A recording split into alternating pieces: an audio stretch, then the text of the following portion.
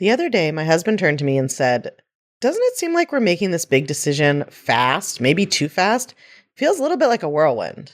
I didn't blame him for asking. I had the same thought sometimes. Because when I am making big decisions, I often sort of feel like I'm half waiting for a grown up to come around and tell me if I'm allowed to do it or if it's a bad idea. But the reason I've created so many incredible outcomes in my life is that I know how to be decisive and make decisions fast.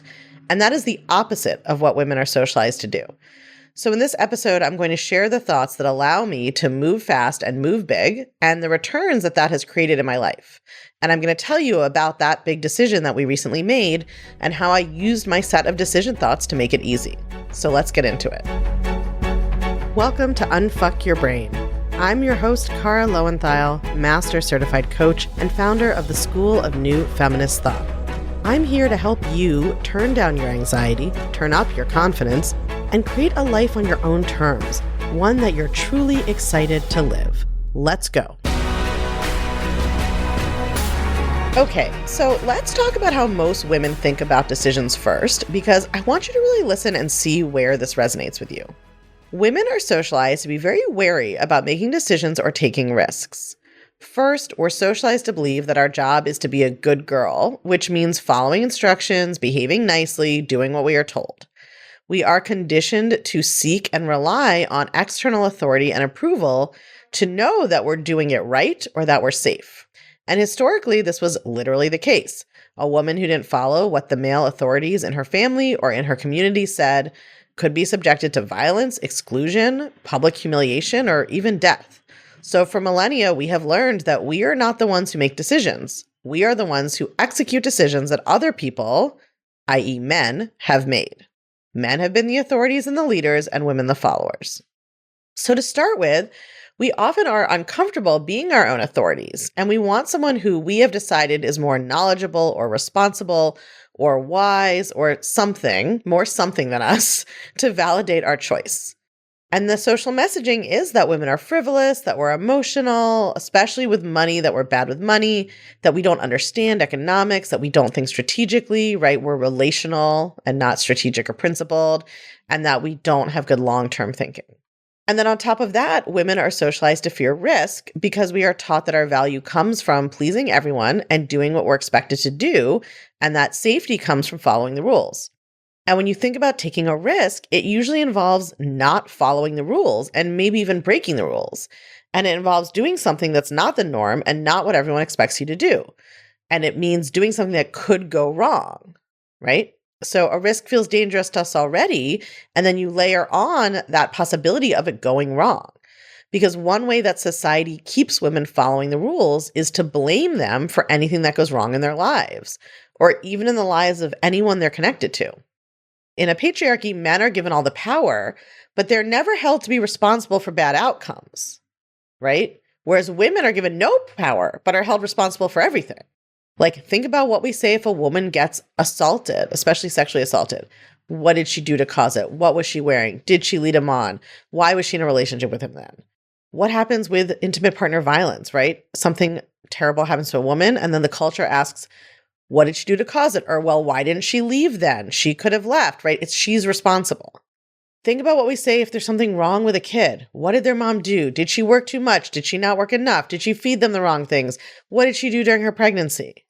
Right? Think about what happens if an older person has an accident or declines. We're more likely to blame a daughter who wasn't around and caring for them, right, than a son. We would expect the son to be off having his own life, but a daughter should always be available to take care of her family, even if she's already taking care of her own other family.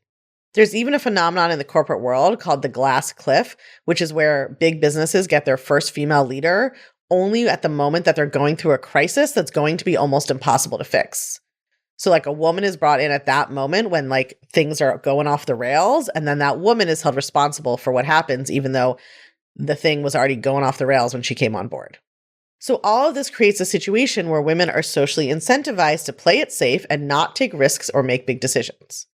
And women are socialized to believe that any desires they have that conflict with the normative life pattern for women are confused or misguided or unrealistic or irresponsible. So we end up thinking maybe we don't really know what we want. And that's why so many women spend years and years in jobs they don't like, in relationships that aren't working, in cities they don't want to live in, because on top of the normal human resistance to change, they've been socialized out of believing that they know what they want or what's best for them. This is a problem I used to have a lot, so I am not casting shade. Like, I have had this brain. I would be unhappy with various aspects of my life, but I did not change them because I did not trust myself to make decisions. And I assumed deep down, subconsciously, that my unhappiness was mostly because of things that were wrong with me anyway. So I was also subconsciously afraid to change anything because what if I was still unhappy? Then that would prove the problem was me. Now, at this point in my life, post-coaching, I'm not post-coaching in the sense that I still coach myself, but post having learned to coach myself, I fucking love when the problem is me because that means it's my thoughts that are the problem and I can change them. But back then I thought if the problem was me, it meant that the problem was like inherent and essential to me. There was something wrong with me, and that's what I meant by being the problem. So I was terrified to have that fear confirmed. So I was able to keep living this way when I was working as a lawyer and a legal academic because there was a clear path laid out. Law is a very risk-averse profession, so my brain fit right in. But then I decided to become an entrepreneur, and that made it impossible to avoid making decisions and taking risks if you want to succeed. The human brain's delusional powers are strong, but even I could not quit my job as a legal academic to become a life coach on the internet and convince myself that this was a no-risk decision. And at the time, I had a perfectionist brain. I was always trying to make the right decision. But as an entrepreneur, there's no right decision because it's all made up and you're making it up as you go along. And there are a million ways to fail and there's a million ways to succeed. So I had to come up with a different way of thinking about decisions in order to actually get my business off the ground because the perfectionist paralysis of trying to make the right decision when there was no one to tell me it was right and nothing could validate that it was right or wrong was blocking my growth. So I'm going to share what that was with you right after the break using the big decision my husband and I recently made as an example. Does it feel like if you pause, get sick, or take an afternoon off, you're never, ever going to be able to catch up? That if you let one ball drop or one plate stop spinning, your life is going to fall apart? And not just your life, your family's lives, your colleagues' lives, your friends' lives. You're going to disappoint people. You're going to let people down. Your work projects are going to suffer. Your house is going to get messy. Your kids are going to eat microwave chicken nuggets again. And you're going to feel so bad about yourself. It feels like you're responsible for so much in life and for making sure that everyone stays happy, safe, and fed. I understand why it feels that way. Society has taught you from the day you were born that all of that is your responsibility. But it's not true. It's actually something called over-responsibility. It is a way of thinking and feeling and being in the world that society programs into women's brains, and it's making you spin out. The good news is that I have a way to turn it off, and I have a way to show you how your life can change when you stop taking over responsibility for everyone and everything, and instead you take appropriate self-responsibility. That doesn't mean that you don't care about other people, that you don't help other people, that you don't support your friends, your family, your colleague, your loved ones. It means that you also support yourself. And when you do that, you actually have a fuller cup, you have more to give where it matters, and you can stop pouring out into the abyss where it doesn't.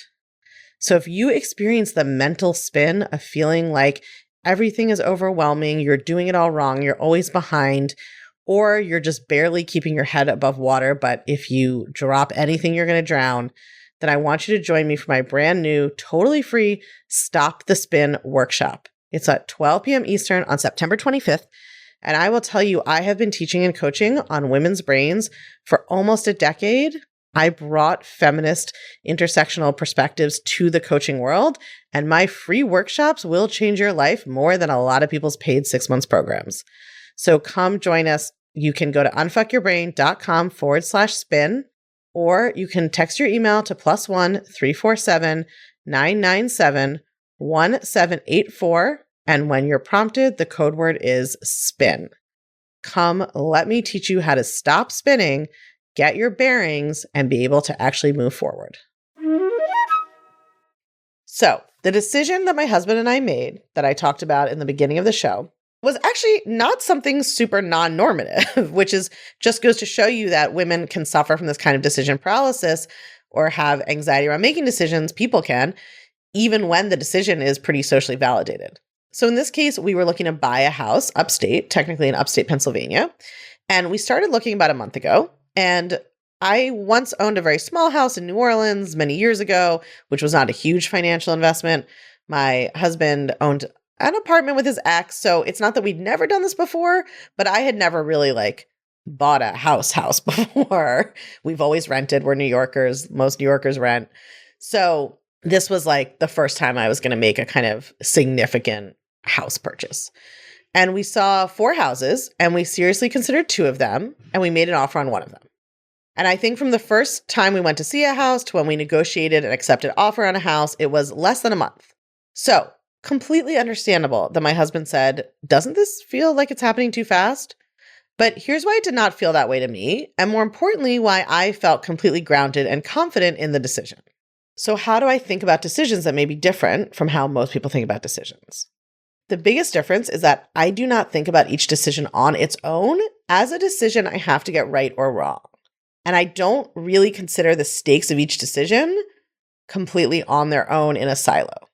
I think about how I want to make decisions in my life in general. I think about the approach and the philosophy that I want to bring to decision making.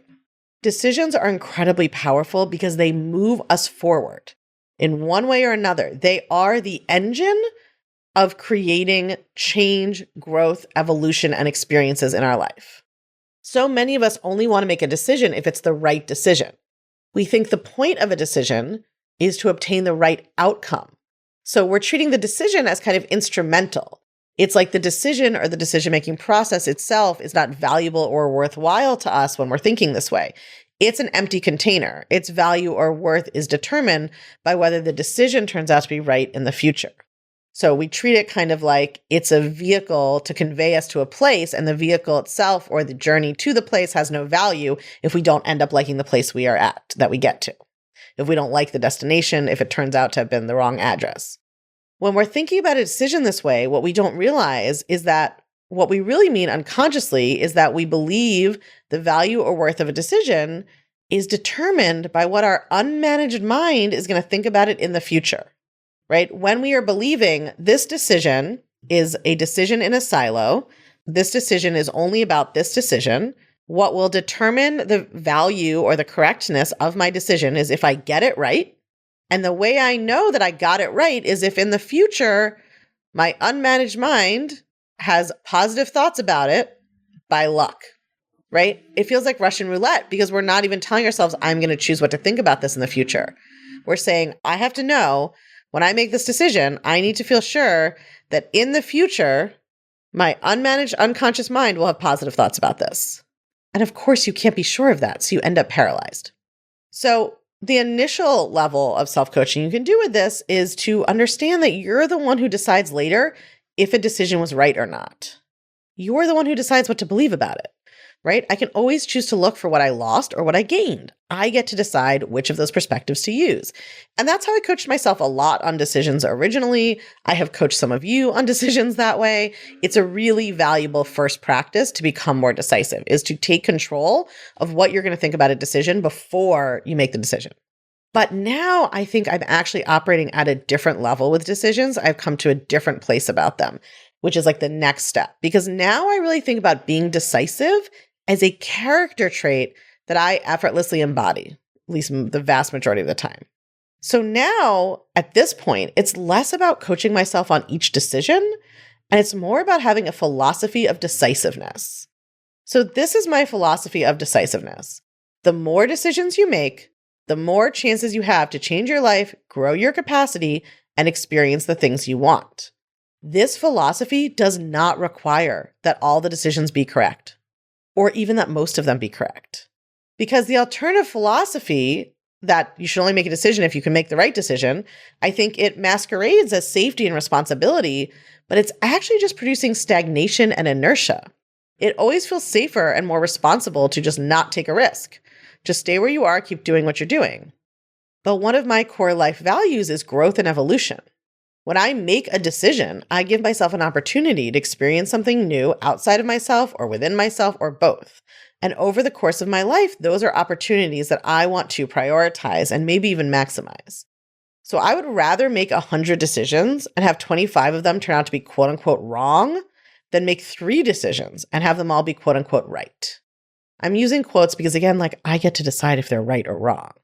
But I'm talking about being committed to a level of decisiveness where I'm not even necessarily going to stop and coach myself about whether or not I think the decision is right or wrong, because that's no longer really my question. I think this is the core of being a successful entrepreneur as well. You have to be willing to try so many things, and you always end up investing money in people or ideas that don't work out. And you have to be willing to have most things fail for a few to succeed. And people who I see get kind of stuck in entrepreneurship, stuck in building a business or in a creative career, anything that's not just a laid out path to follow, are people who think that okay, yeah, you can fail a little bit, but you're supposed to succeed most of the time. Incorrect, in my belief. You are going to fail the vast majority of the time. You are betting on a few things succeeding. But I think sometimes centering failure really sets our brain off with fear sometimes, right? So I like to think of it as an acceptable error rate. My acceptable error rate on decisions is just really, really high. I would probably even flip it and say I'm willing to make 100 decisions and have 75 of them be quote unquote wrong and 25 be quote unquote right, rather than make 3 and only 3 right decisions. Because I see how resilient I will get, how much I will learn and grow, and everything that I'll get to experience with the 25 decisions over the 3. How much can I grow my business if I try 100 things and only 25 of them work? Versus how much can I grow my business if I do only 3 things, even if they all work? How much can I grow and expand the intimacy of my relationship if I try 100 things to create closeness with my partner and 25 of them work? Versus how much will I grow that intimacy if I only try 3 things? How much can I expand my experience of life if I try 100 different cities and 100 different hobbies, 100 different experiences, versus if I only try 3 ways of living my whole life, right? And again, I know in my bones that right, wrong is just a thought. So these concepts work together. Because even if in the future I decide, okay, knowing what I know, I'm not sure I would do the same thing again, that doesn't mean I have to tell myself that the decision was bad and wrong and beat myself up about it. Right? Again, that's why for me, I actually love the phrase error rate, because I'm yeah, there's always going to be an error rate. You're always going to do some things that then later you're oh, maybe I would have done that differently. But I'm not telling myself that was bad and wrong and I'm bad and wrong and I can't be trusted to make decisions because I decided ahead of time that some flops were fine. So to continue the real estate example, when my husband and I and my stepkids moved in together, we chose an apartment that I kind of knew deep down didn't make sense as a forever New York City place, or even a decade-long New York City place, It just was not really the kind of place that we could stay for that long. But we spent money and time decorating it. We put a garden in, all that kind of stuff. And now that we put in an offer on a place upstate, we are going to be moving. Don't panic. Those of you who think of me as a New Yorker, we will always be in New York part-time. My stepkids are here. We have them every week, but we're going to be moving to a different place in the city, and then we'll have a place upstate. So I could tell myself that this was a dumb decision. That if I had known that we were going to move again in 2 years, we could have stayed in our old places. We could have gotten a cheaper place. We could have saved the money that we invested in a rental that we're leaving. I could tell myself it was a waste. I could tell myself it was irresponsible, especially because I kind of deep down knew that it was really only going to be a couple of years. But I don't have any of those thoughts. I don't even consider this decision an error, right? I've enjoyed this house. I've enjoyed the upgrades we made. I have no emotional impact from thinking about this decision. It doesn't mean the decision was bad. It doesn't mean I'm bad. It doesn't mean I have to be careful not to make the same mistake again and be hypervigilant and not trust myself. But even if I chose to think it was a mistake and a wrong decision that I don't want to repeat, I would still consider it an acceptable cost of doing business, an acceptable error rate for my philosophy that I want to be and I am a decisive person, and I'm willing to have a high error rate in order to make so many decisions that I grow and evolve and experience life in a different way. Making decisions that in retrospect I might view differently is the cost of doing business. If the business I want to be in is having a rich and dynamic life where I experiment and try things out and expose myself to new experiences. And my examples here have had to do with money, but this applies to everything. I got married knowing that while I certainly hope we're together a long time, and I plan to think intentional thoughts to help create my side of that, there are no guarantees, and I certainly can't control my husband's brain. But I will not regret having gotten married or consider it a failure if we get divorced. It's entirely possible that we're buying this house upstate, and then in 4 years, I'm going to decide that, I don't know, I want to move to Europe and I'm going to commute to see the kids, or I want to buy a llama farm in Texas. I don't know what the future is going to bring. But I trust myself to figure out the way forward no matter what choices I've made in the past, because I have given myself permission and really a mandate to be decisive, to make decisions and move ahead. I trust myself to figure it out. And I would much rather try a lot of things, even if most of them don't work, than not try at all just in case it doesn't. So I encourage you to think about what your unconscious acceptable error rate is. Okay? Yes, absolutely. You can coach yourself on every decision. And when you're first starting out in thought work, I recommend you do. It's important to retrain your brain to realize that the payoff of a decision just lies in how you think about it and what you decide to think about it, if you decide it was worth it, that's a power you have. But if you've been doing that and you feel like you've got an okay handle on that, I think the next level is deciding that you want to just be a decisive person, that you have a philosophy of decisiveness in your life, and you don't even have to coach yourself in every single decision because you are just willing to accept an error rate. You're willing to accept a fail and just move on. It's not that one of these techniques is better or worse. And I do think that it's usually a good idea to at least learn to coach yourself on, you get to decide how to think about your decisions after they've happened. I think that's kind of required in order to get to this next level of a kind of, what's my acceptable error rate? Let's just go. But I think it's worth thinking about, even if you're still in that first stage of like, I'm going to coach myself on each decision, just starting to let your mind play with like, what would it mean to be a decisive person? How would a decisive person think about each of these decisions? How would a decisive person think about all decisions? What kind of error rate am I willing to accept, right? Because for a lot of you, your unconscious acceptable error rate right now is 0. You think 0 errors is the acceptable rate. You might never say that. Like you might pay lip service to it being okay to make mistakes, but how do you actually talk to yourself when you do make mistakes? The proof is in the pudding, my friends. Like so often I will coach someone and they will say like, oh, of course, I know a person can't be perfect. I know it's okay to make mistakes. But just like this specific mistake that I'm making and every other individual mistake I can think of that I've ever made were bad and wrong and not okay. Right? So like, how do you actually talk to yourself when you make mistakes? Have you ever told yourself it was okay? And I'm talking about like something a little bit bigger than like, I forgot to pack my lunch. Have you ever told yourself it was okay? Or does it coincidentally magically turn out that every significant mistake you make is one of the not okay ones? So I want you to really decide on purpose, what is your acceptable error rate? How many mistakes, quote unquote, are you willing to make in order to live a decisive life and take decisive action? I really believe that there's value just in being decisive as a way of being in the world. Even if a decision is quote unquote wrong or doesn't turn out the way you want, or you don't manage your mind about it.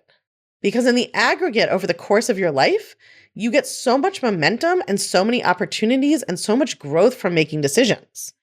And there's so much stagnation and inertia when you don't. So my friends, I challenge you to decide something, anything today. And I challenge you to start thinking of yourself as a decisive person. Think about what your acceptable error rate is and see how that changes your decision-making process. I'll see you next week. If you're loving what you're learning on the podcast, you have got to come check out the Feminist Self-Help Society. It's our newly revamped community and classroom where you get individual help to better apply these concepts to your life, along with a library of next-level, blow-your-mind coaching tools and concepts that I just can't fit in a podcast episode. It's also where you can hang out, get coached, and nerd out about all things thought work and feminist mindset with other podcast listeners just like you and me.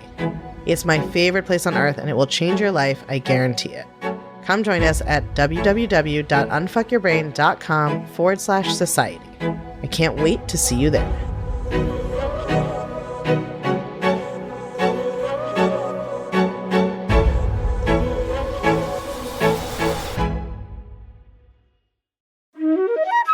Responsible seems like such a positive word, and society socializes women to think that they always need to be responsible and that being responsible is a positive personality trait. But women are actually being taught to be over-responsible. We are being taught to take responsibility for everyone's feelings all at once. We are taught to take responsibility for all of the logistical and mental management of our lives, our partners' lives, our children's lives, our family's lives, our household, our colleagues, our bosses, everyone around us. We are taught to hold ourselves responsible for anything that ever goes wrong that we were even ever tangentially related to. That over responsibility for others, under responsibility for ourselves, causes what we call the spin.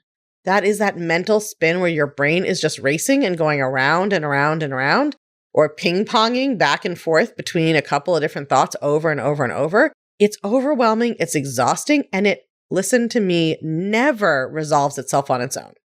The good news is there is a way to turn it off, which most women don't know. Society does not teach you this. Society doesn't want you to turn it off. It is to society's benefit when you run yourself ragged trying to take responsibility and blame yourself for shit that you actually can't control at all. So we have to learn, we have to take back that ability, that power to turn it off, to turn off those spins. I am going to teach you how it's done. So if you experience the spins, you need to join me for my absolutely brand new and totally free Stop the Spin workshop. It is happening at 12 Eastern noon on September 25th, and I am going to teach you what over-responsibility is, what causes it, and what the antidote, the cure of self-responsibility really means. You can go to unfuckyourbrain.com/spin to join us, or text your email to +1 347 997 1784, and the code word is SPIN. I can't wait to see you there and teach you how to stop the spin.